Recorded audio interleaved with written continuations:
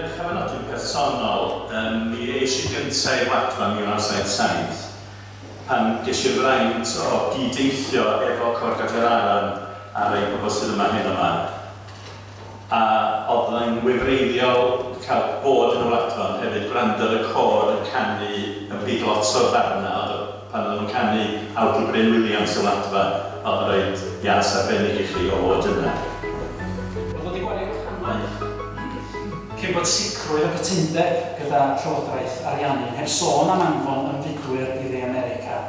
Ac yna, ym mis Mai 1865, y gwnaeth o bosib i gyfraniad mwyaf i'r fenter.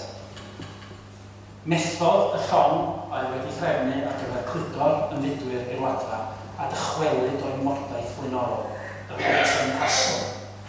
Llong fawr, 700 tunnell. Doedd dim golwg ohoni ar y 15 ar 20 o Ebrill, sydd dyddiad oedden nhw'n fod i hwylio. Felly, fe fydd rhaid llogi llong arall.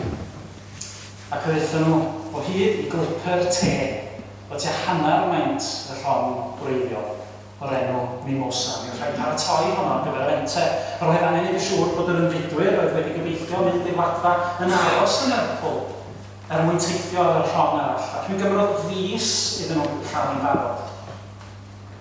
A Michael D. Jones oedd yn talu am y Mimosa, oedd yn talu am yr addasiadau, oedd yn talu hefyd yn sylweddol am gostau llety yr ymfudwyr.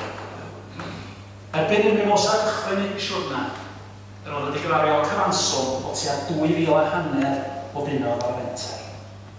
Ro'n i roi hwnnw'n i gyd-destun, roedd Michael D. Jones yn cael cyflog o 170 o bunnoedd o flwyddyn, ac roedd wedi gwario 2,500 o bunnoedd erbyn roedd y Mimosa yn cychwyn ar ei thaith. Ro'n anodd cael rhyw syniad yn y gwerth hynny yn y dyddiau hynny yn bydd ei werth.